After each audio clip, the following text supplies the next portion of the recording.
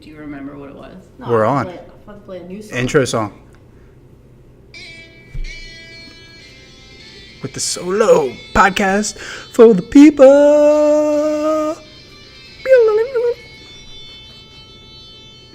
Yeah, with the abrupt ending. I love it. All right, guys. Welcome to the podcast for the people, Movement 33. We have Liz and we have Sarah joining us today. So, thanks for having us, yes, Casey. Absolutely. So Liz and Sarah, really quickly, they just joined Chadsford CrossFit. How long ago did you guys join? 2 weeks. 2 weeks. 2 weeks? 2 wonderful, beautiful weeks. Yeah. And like you've been coming pretty much every day. 5 days a week. Yeah. Just about. Doing our best. Yeah. I guess this is our 11th time here. 11th time? Keeping tallies? Maybe. I'm just really excited about Really CrossFit. excited. Yeah. Hanging out with you guys. So you guys did yoga before? Yes. We did. You didn't do CrossFit before? We've never done CrossFit before. What do you think? I was always really curious about CrossFit because it was really intense, but I was also nervous, and I feel like there's a lot of hype around CrossFit that I was also nervous to be a part of. Yeah. I've been dying to Liz? do CrossFit, and I'm so Yeah? happy about it. I've always seen all these people doing CrossFit, and I've been like, look at those CrossFitters. But secretly just I want to be one of you CrossFitters. Kind Yeah. of jealous Like and a- envious. Like a watch from afar, like stalkerish, or? I'm sort of stalkerish. Kind of kind of No, aspiration yeah. sometimes. No, it's cool. Yeah. I also feel like I felt like I didn't have time. But now that I have Yeah. lots of time, it's totally cool. It works. But, you don't really need that much time. You're an hour in and out. I think that's the Shorter key. than most Yeah. yoga classes. Definitely shorter That's than true. Most run 90 minutes Yeah. or 60 minutes of I used to actual 60 minutes of Try work. to only go to classes that were 90 minutes or longer. Yeah. Because I Yeah. wanted to go for longer. Dude, that's the thing. So I'm doing my YTT right now, and someone said that they were like, I won't even get on my mat unless I have 60 to 90 minutes to practice. Yeah. And they were like, 15 minutes is enough for a yoga meditation if you want to just jumpstart your day, Right. something like that, That'd be nice. which is nice It's because you enough need to do both. one restorative pose or Yeah. meditate. Yeah. I had one of my teachers, she was like, I wake up out of bed. She was like, I don't even get up to pee. I just start stretching in bed. I think I'd pee myself. Wow. But Yeah, I would have to pee. yeah, I would have to go first, right? Yeah, There's totally. as soon as I wake up, it's just need to go downstairs real quick. Yeah. But even that just that 10 to 15 minutes of mindfulness is awesome. Not a Yeah, lot of people do that, No, more people should do that. I think, Do that. yeah. You don't do that as much? Will you practice if you don't have that amount of time now? Are you growing out of that, or do you still kind of stick to that? Now I try not to hold myself to a certain ideal anymore. Uh-huh. So I'll practice for as long as it feels good, and then I'll be happy with that. Yeah. In my eyes, any amount that you can do is better than not doing any. Yeah, So, Yeah. for sure. for anything that's healthy for you or good for you, even if you can eat one good meal today, it's better than eating something crappy. Right. Or if you can go outside for this amount of time, or if you can work out for this amount of time, or you can do yoga or meditate even for a short amount of time, I think it's better than not doing anything. Yeah. I talk to people all the time. I was doing a lot of nutrition coaching. And the biggest thing is people would try to take on the entire week of meal prepping, and it's just too much. Yeah. To prep, because if you eat 3 times a day for a week, that's 15 meals that you have to think of ahead of Yeah. time, which is a lot. So we would just go, if all else fails, lunch on Wednesday is going to be healthy, and then Yeah. you just start there, Yeah. and that little bit just builds and builds and builds and builds. Yeah. Exactly. Because I think otherwise you get overwhelmed if you take on too much. Yeah, a flash in a pan doesn't last very long. Yeah. It's a longevity game, Yeah. right? But I think that's good. That's and that's part of what we talked about too, why you guys were starting CrossFit, to balance with your yoga. Do you think that that's helping you so far? Yeah, I think it is. I think that I would feel like I had to do 90 minutes of yoga because otherwise it felt like that wasn't enough to sustain me if that was my only workout. If I was just doing Yeah. 90 minutes of yoga 5 days a week, then I felt like that was enough. Mhm. But say it was only 3 times a week, then, you know, I can be really hard on myself. Yeah. There wasn't enough, like it wasn't satisfying enough. Yeah. Because you got to get, like, I've found that, like, with CrossFit, like, my mindset when I do CrossFit or my mindset when I do yoga is totally different. So, like, when I'm about to do a CrossFit workout, I try to think about all the things that I'm, like, really anxious about or something, and, like, just, like, blast through it and get it all out. But then when I do yoga, I'm like, all right, what calms me down? Or, like, what kind of things, And I know you're not necessarily supposed to, like, block yourself from, fiery emotions while you practice yoga and stuff, but that's just kind of where I fall into it. Yeah. I think that the things you don't want to think about come up in the poses that you're struggling through the most.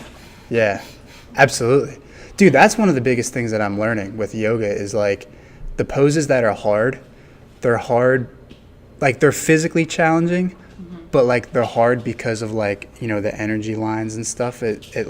It brings, like, issues out in your life. That was Yeah. one of You the know what I things mean? Sarah had taught me, like, when we first did yoga, and I would, like, be crying in Shavasana.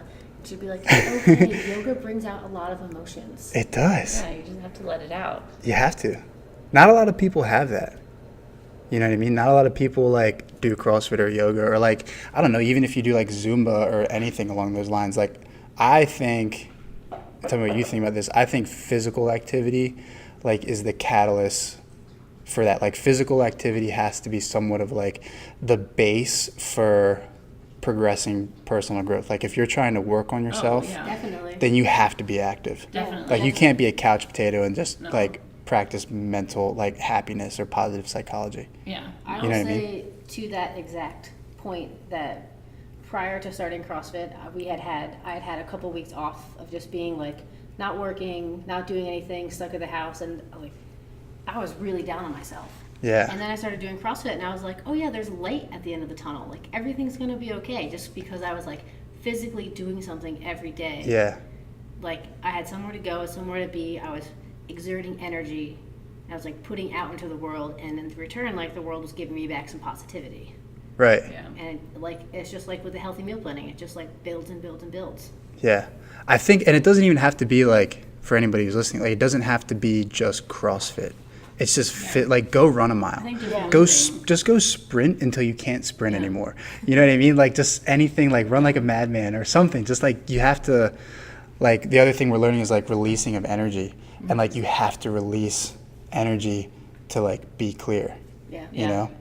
Even 20 minutes of walking will Yeah. kind of, like, bring some freshness into your brain and Yeah. You're totally help you right. get out of your whatever rut you're in that day. Mm-hmm. Like, when you give blood, you give blood, like, you, like, release a lot of those, like, toxins in your blood, and then your body makes new blood. Yeah.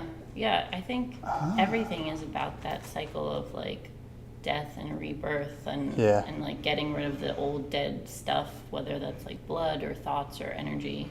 Yeah. And then allowing space for something new and fresh to come in. When you give blood, as a dog barking. When you give blood and you're getting, like, toxins out, is the blood that you're giving people toxic? I don't know that. I'm not, like, a medical professional. Yeah. Just, like, I'm not a medical professional either, but, like, do you think that carries something? Because, like, like they say, like along this point, like, every 7 years your blood cells regenerate you essentially into an entirely new person. Mm-hmm. I've heard that. I didn't know that. That's cool. Because, like, they don't mental test before you give blood, do they? Like, you don't have to pass any sort of, like, background check, do you? No, I mean they ask you questions, but I don't think the questions are going Yeah. to prevent them from taking your blood. Yeah. Yeah. Like, it's kind of needed.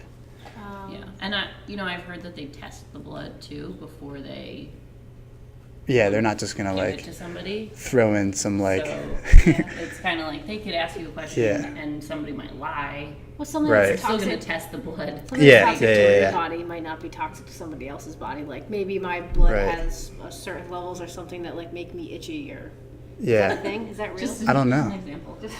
I'm It could be. always itchy. And then whoever gets your blood is just itchy all the time. That would be horrible. What if you're like, no, they definitely test for that. I was going to say, like, they test like blood alcohol. Oh, yeah, Yeah. I guess you can't be drunk. They definitely like, They you would can't be definitely drunk and test give that. blood. Yeah. Yeah. That's not a thing. That would be crazy. What a horrible idea. With this blood, you're going to feel great, man. Yeah. I promise, man, this is totally going to work. You're not going to feel a thing. Oh, it's ridiculous. That is a good idea, though. Like, a lot of, because like your blood essentially is what heals everything, like cuts, scrapes, all that stuff. It's what heals everything in your body. Yeah. So like the hormones that you mentally release into your blood essentially make you feel better, right? That's why like addicts feel so good, because they get like a dopamine hormone response from something, and then that gets into their blood, and then you're just like, oh, that felt so good, I need more of it. Yeah. One of the things that I'm learning though is I'm like working, teaching like exercise class at a rehab, and a lot of the people who are in it, like they'll leave class, because we do like pretty high intensity, kind of like CrossFit exercise stuff. We do pretty high intensity stuff, and they'll leave like they're high, because of the hormone response is like the same essentially. It's like the dopamine response that you get from working out when you're like really out of breath. It's essentially replicates like getting high, or like shooting up or something like that. So that's why, and that's one of the other things that I think like physical activity as like the base for like recovery or mental happiness is a big deal. Yeah. I think like a lot of people who are addicts, they just like switch out the drugs for working out sometimes. Yeah. And it just gives them that same release and adrenaline rush, and Yeah, absolutely. charges them up. Yeah. And like, working out is such a positive thing. It's a positive outlet rather than like Yeah. if you get upset, go do 100 push-ups. Go run around like a madman. Go run around like a madman. Yeah, not a doped up madman, but yeah, no, I think that's totally a thing. And then, but I think it has to be balanced, like what we were talking about earlier. Like, you can't just be all fired up all the time. Yeah, no. Yeah. Like yoga is perfect for that, and there is like fiery yoga practices. I mean, I have known people who I felt like I knew their past, and I knew that they had substance abuse issues in the past, or just kind of like had an addictive personality, and then they started doing yoga, and it became another form of addiction for them, where they were doing yoga like 3 times a day, or like I knew this one teacher, and she would practice along with all of her classes, and she taught like 6 classes a day, and she would still have her own practice at home. Yeah. And it was hard for her to do anything that was restorative. Mm-hmm. And I think that's where it's important in yoga to still find a balance. If you do have a really fiery practice, Yeah. you need to know when you need to just like lay down When you and need to chill out. put your legs up the wall, Mhm. or do a hip opener. Totally, because yoga's hard, man. Like at the Yeah. end of the day, like, and if it's like it's hard, it's restorative because it's so draining, like in the time. Does that make sense? I feel like sometimes I'll practice, and like we said, like certain postures will be hard because you're like emotionally, like when you do like pigeon and like a hip stretch, Right. like you hold a lot of stress in your hips, so like things flare up, and that's just like kind of draining. But then when you're done the class, you're just like, oh, like you got all that stuff out. But if you're like constantly practicing yoga, or like putting yourself in that sort of like intense emotional like roller coaster, I guess, it can be counterproductive. Yeah. I think you need balance in it. I think balance has to be for everything. I think you're right. I talked to another friend of mine about, and we were talking about balance, and we were saying like, think about a guy like, I don't know, like a professional golfer, like Tiger Woods, just because everybody kind of knows who Tiger Woods is. Like Tiger Woods is, I know who Tiger is. just double checking. So like Tiger Woods, like, in his prime plays a lot of golf. Right. But to him, like, he loves the sport of golf. And like, this is like a very generalization. I don't actually like know the guy's life. But like, he plays a lot of golf. He loves the sport of golf. And he feels like when he uses like 10 out of his 24 hours in the day playing golf, that he's fulfilling his time correctly. even though he might spend 10 hours playing golf, but like an hour or 2 hours like with his family, like that looks unbalanced, but to him, like he might feel like he's imbalanced because he needs that like certain level of time or fulfillment, like doing what he's passionate about. You know what I mean? Well, that also speaks to like quality over quantity, because if he's going to have 2 hours of golf and 10 hours with his family, but he's going to be like a miserable crap face the entire time, Yeah. like, what's the point? Right. But like if you're going to go play golf for 10 hours and then come back and have 2 really great hours with your family, and Yeah. everybody's happy and spending time together and is fulfilled by that time, That's a then good that point. quality time is more important than the amount. Yeah, like it's not necessarily like worth it, for example, like if he's like on the couch but his like kids are upstairs or something, Yeah, exactly. and like they're together in the same house, but like it's not Right. quality time. That's a good point. But I think like a lot of times we'll get confused, and I know I do this, is like balance essentially has to mean like equality for everything. So like I spent an hour doing CrossFit, I spent an hour doing like, you know, office work, I spent, and that like, and you break your time up evenly, but it's not necessarily like measurable in that way. It's not measurable by time per se, just quality. Yeah. That's a good point. So, like, I guess in like exercise, you don't have to necessarily, like you said, you felt great after like 5 days a week of yoga for 90 minutes, like every day. Do you feel, since you're not doing that now, that you're out of whack at all? I feel like doing CrossFit. Yeah. I feel like I'm still getting a good workout. I feel like that, say if I were to have like a list of important things, I feel like the workout part would be checked off. Yeah. But I'm trying to get back to like restorative yoga, I guess. Just for like everyday life stresses Just and for stuff. like feeling good in my body. Yeah. I guess. And yeah, and for stress relief. Yeah. You know, like I work in a restaurant, so I do a lot of restorative yoga, like when I get home. Yeah. Or the morning after. Yeah. Which I think helps support me in the rest of my life. Yeah. This restaurant business is like It's no joke. heavy. Yeah. You know it.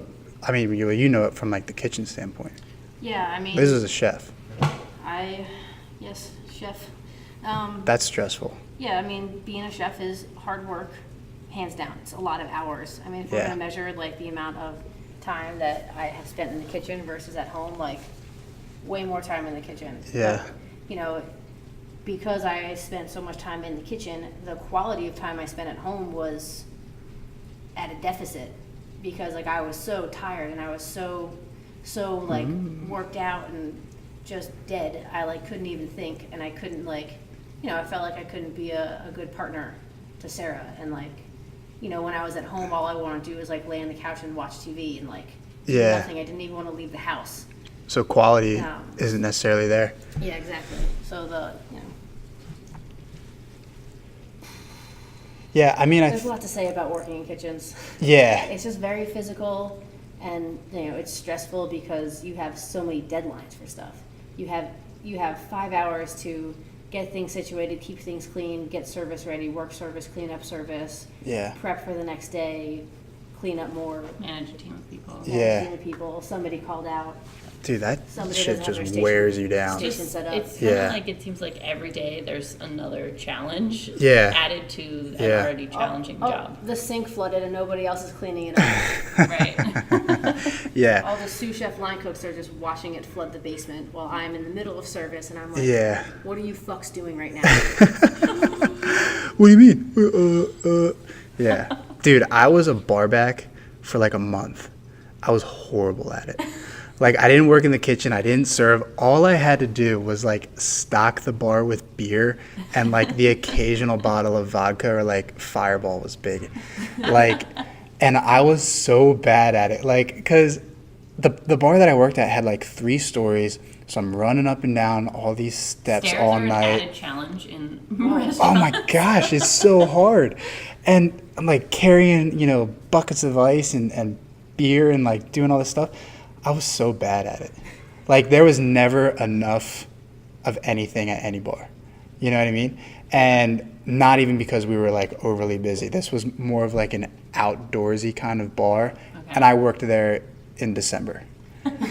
I just didn't have like the mental capacity to do it. Outdoor things. Yeah, like the very slow time. It was horrible. I can't imagine like career waitresses or like career, you know what I mean? Like you do it a lot. I mean, it's I like, guess, it's another like brain. Yeah. It's a whole different world. yeah. I It's like just you never feel want to like admit that being a nobody wants career to waitress be is a your- career waitress. Sure.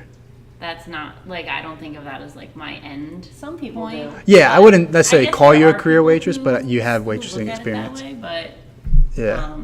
I don't think that anybody gets into waitressing because they really want to do that. Yeah. Oh, it's heavy. There's so many jobs out there like that, though.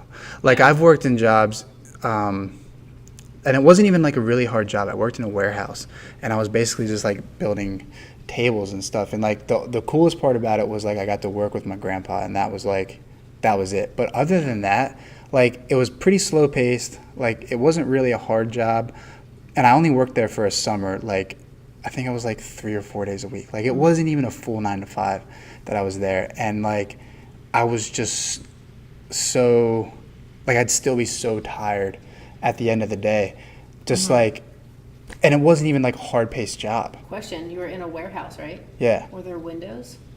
There was, yes, but it was hot. Like I it was always felt really like one of the freaking hot. hardest things about working in kitchens for me is that, maybe upstairs there's like a nice dining room, an open kitchen, that's where you're cooking, but when you're prepping, you're usually down like in the basement without windows. Like I've worked in kitchens that didn't have any windows. The entire kitchen all day. You're just like in a for dungeon. 12 hours was in the basement. And Yeah. like, you don't know the weather. When it's raining outside, people are like, "Oh, it's coming down out there," and I'm like, "What?" Or It is? if it was raining all day and then the sun comes out, you wouldn't know Yeah, that. you Yeah. either. Oh. And so Like the it's- only break you'd get is like a smoke break if you smoke. Yeah, I don't smoke. Yeah. But And at most this- of the places we've worked, that is strictly prohibited. as Oh well. yeah. I mean, Yeah, this they have particular kitchen, no smoking. nobody Yeah. smoked. It was like you can smoke when you come in. You can like grab a smoke before service, and then after service, do crazy. whatever you want. And you're just like in a In a 4-walled Basement. room yeah, with like steam and food and just yeah.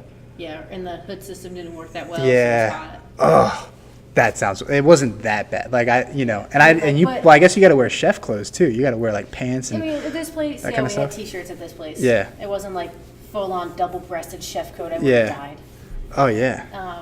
But I've always felt that working underground or without windows or in a place that's hot or with low ventilation, it makes it harder. It's harder on your mental state, which, like you Yeah. talked about before, it makes it harder on your physical state. Yeah, totally. And like, that's a good note because it wasn't. Yeah, I don't know. Like the warehouse, like it was lit and stuff, but like it was just like kind of, I don't know, it was dirty and like. Yeah. It just like It just, like, time warps you. Was a UV bulb. Yeah. Good. Well, and Yeah. not to mention the lack of sun and vitamin D. Yeah. I had a vitamin D deficiency 6 months ago. Did you? I had to take pills. From being, like, working in the kitchen. Out of the sun for so Yeah. long. And that's a common thing in the industry. Yeah. Because restaurants are like they're like Yeah. lit darker and that kind of thing. Low light. Yeah. being in the My kitchen. sister's girlfriend she's a nurse. She Uh-huh. works in a hospital. And she also has like vitamin D deficiency because it's the same thing. They're inside all day. Yeah. I mean, there are definitely more windows in most Especially in the hospitals. winter. Yeah, You yeah. go to work and it's dark. You come home and it's dark. Sure. You don't see the sun. Oh, there is definitely. That's been- another I haven't stressful seen the job, sun too, for like nurses weeks at and- a time. Not weeks at a time, but like there have been days where like I didn't. See You the go sun. all say day, you but have- that like kind of like wraps on each other because like if you get up and you go to work at like I don't know, like say your shift starts, you got to get there by like 9 or 10 or Well, I whenever was you have working to the get there. morning shift. I was doing at 7. Oh, so you're probably up before the sun comes up or right around that time, Yeah. and then, I mean, if you end up pulling a double or something, you're not leaving till late. Yeah, or, You know? my shift maybe ended at 5, but like I got to work till 7 tonight because I have more stuff to do. Yeah. I'm not going to leave Yeah, the yeah. stuff unfinished because it's just going to back me up the next day. Yeah, Yeah. dude, that like people. That's a hard thing because like on one hand you need a job, but on the other hand, like is your job worth it if it's essentially killing you? question It's that I have a asked really myself. good question. I think and- is facing our whole generation, honestly. Yeah. I feel like personally, I'm in the midst of answering that question myself because Trying to figure it out. I do need a job, and this is the job I am skilled in. Uh-huh. I'm good at this job, and I've done it a while and I have good experience, but like I feel like it's physically hurting me. But it's so hard to get into a different field when I don't have the education for it. Uh-huh. And honestly, there are not that many jobs available in just any old field that you want. There isn't. This like millennial generation that we're all here right now. Sure. Um, What do they consider millennials? Like Gen Y, though. whatever. millennials, I guess, are like 90, I mean- 1990, or maybe I think I heard it was like 93. I'm 88. 88. I don't know. It kind of wraps in though. Like Generation Y, Gen Y, like you're still young and like trying to figure your shit out, essentially. Yeah. Well, You know? either way, if I am Gen Y, then I'm competing with this millennial generation. Yeah, you're still in the there's- same field. So many people trying to like grab from the same cookie, Yeah. I'm not even gonna get a chocolate chip here. Threw my chocolate chip away. Oh man, I had one chocolate I chip. love chocolate chips. But no, dude, you're totally right. And I think that, like there's people are holding on to jobs that they don't like.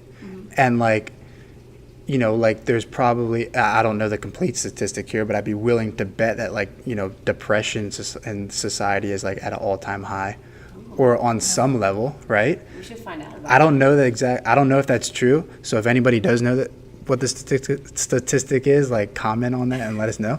But I'd be willing to bet that, there is like a higher, if not a higher rate, like a higher, like propensity, is that the right word, for it to happen? Like a higher probability. it. Yeah. You know? I would agree with that. Yeah. Because the other thing is too, like, did you always want to be a chef? Did I always want to be a chef? I've always loved to cook. Like Yeah. it's always been something that I just like did second nature. But I guess the real answer is I went to college and the only thing I focused on going to college for was playing volleyball.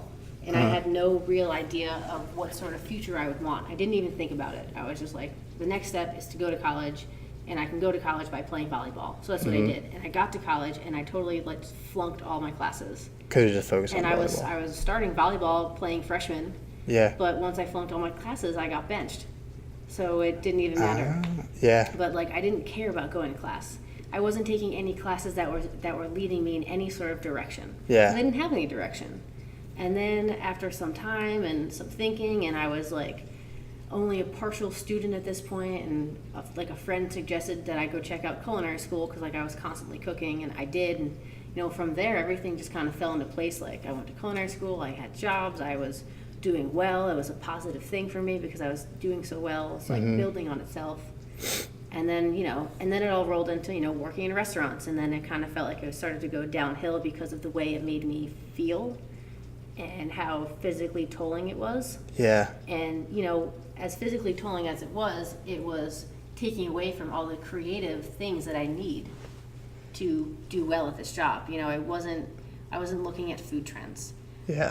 I wasn't like reading magazines like Bon Appetit or on blogs and stuff like what's everybody doing new, like what can I bring to this menu. I wasn't doing any of that because I was so stressed out and exhausted by all the other things that kitchen life brought Well, to and me. I think you need to talk about the lifestyle that goes along with working. Well, that's what I was gonna say. Like, Do you think drinking it's and like, smoking weed every day Yeah. just to make myself numb to the fact that I like am unhappy? yeah. Yeah. Do you think that it's like the restaurant that you worked in, or do you think it's just like the nature of that career, how it hit you? I think it's the nature of the business. Just the Yeah. nature of that. Yeah. I mean, I think the restaurant that I was working in exemplifies the nature of the industry a lot. Okay. There So you might- kind of got a heavy dose of it. Yeah, there might be, restaurants out there that are not like the one I have been Yeah. working in. Because some people make careers out of it and like love cooking. Yeah, of course. Like some Yeah. people can manage it. I think some Some- places But I think- are, I Also think love that lifestyle, Yeah. going out every night after work. Yeah. and staying some up people late, Yeah. never can sleeping. sustain themselves Yeah, some people can do it. with that This lifestyle. goes back to balance, though, which is the reason why I took a step back from cooking, because I was out of balance. You have to kind of change up Yeah. your approach to it. You know, I'm like, my physical appearance, I was unhealthy. I was, gaining too much weight, eating really terrible stuff for me. Like, there were days where I'm like, oops, I didn't eat any vegetables today. Yeah. Like, I don't want to live that life anymore. Or there are days where you're like, oops, I don't think I ate anything at all. I just had 5 cups of coffee. Yeah. Yeah. Like I just sampled a bite of like something that we're trying or like whatever, like this new dessert or something. Yeah. Yeah. Definitely try the desserts. What's that, pie? Yeah. Right there. Yeah. No, but that's a good point. Like, I think, like, on one hand, like, going back to what you said, like, when you go to college, like, there's so much shit out there nowadays. How are you supposed to narrow down what you want to do when you're 18? Like, if you go to college, the normal track when you get out of high school, you're 18 or just turning 18. Mm-hmm. How are you supposed to know?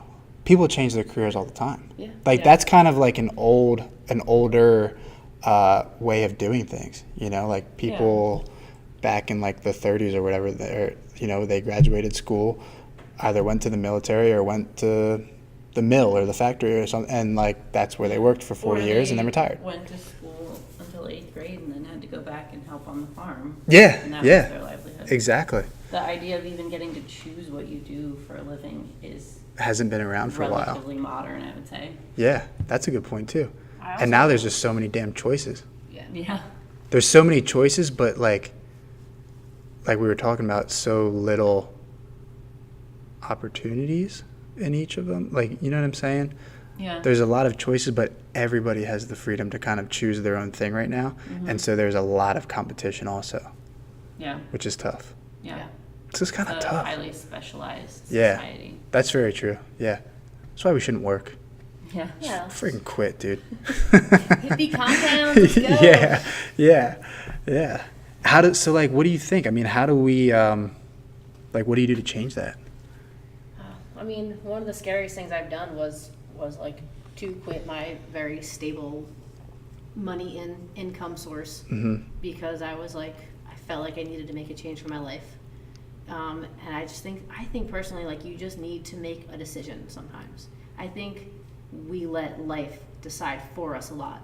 We choose the path of least resistance, and we go down that path, even though it's not something we chose, and it's not something necessarily that we want to do. Like, people keep their jobs that they don't like, that they're not happy in, that they're not fulfilled in. I think a lot of it is fear of change, but it's also easy to stick with something that you know, where you know that where you're I'm gonna have comfortable. a paycheck, and I know what I'm going to do when I get to work today. And doing something different, it's going to be all different. Yeah, it's scary. Yeah. I think that goes with like the path of least resistance, because that's like human nature. Yeah. That's just a thing that we do as like a survival instinct. Yeah. Is like try to find the easiest way to get like that piece of fruit out of the tree or whatever it is, But I think the more change you have in your life, the more growth you have as a person. Yeah. Yeah. That's well said. I need that in my life. I need to grow and change as a person. I need to like be better every day. Yeah. Well, that's like the saying, if you're not growing, you're dying. Yeah. Right. It's very true. I think where that situation gets tough is like there is a lot of gray area, I think, with like what we're saying here. Like, because if someone is like a single parent and they have a job that like provides for their kid, like that decision is a little bit tougher. But I think that person can even still take steps towards like what their goal is or their dream is. Like, say you have a single mom who's a single mom of like 2 younger kids or whatever, and she has a job where her boss is a dick and like runs her around and all this kind of stuff.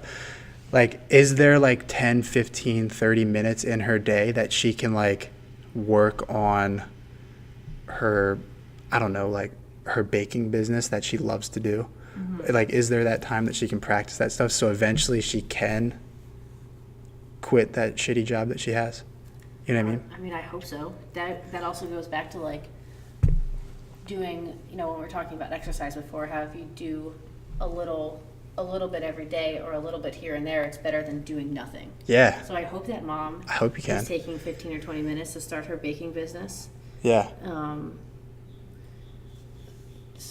I really hope. I'm really Yeah. hoping Pulling for this fake mom here, or whoever she is. You can achieve Yeah. your dreams at any age. Like, you don't have to be an 18-year-old Right. who, like, just does something because they don't know what they want to do. Yeah. Yeah. I think that's a good point too. You can change. You can work somewhere for 20 years and then change your job, Yeah. or change what you're doing. It's good because I think a lot of times, like, and we can wrap up here in a second, is like, we'll have these, like, it's always like a saying, like, oh, you can do whatever you want, or you just got to try, or like stuff like that. But like, what's the application of it? Mm-hmm. How do you apply that shit to your actually make sense? I think That's you where have to everybody's take, individual. Like, one step in the right direction, Yeah. and any action towards the thing that you want is gonna open doors for you. Yeah. I think Pollyanna's So rubbing many off on you. cliches.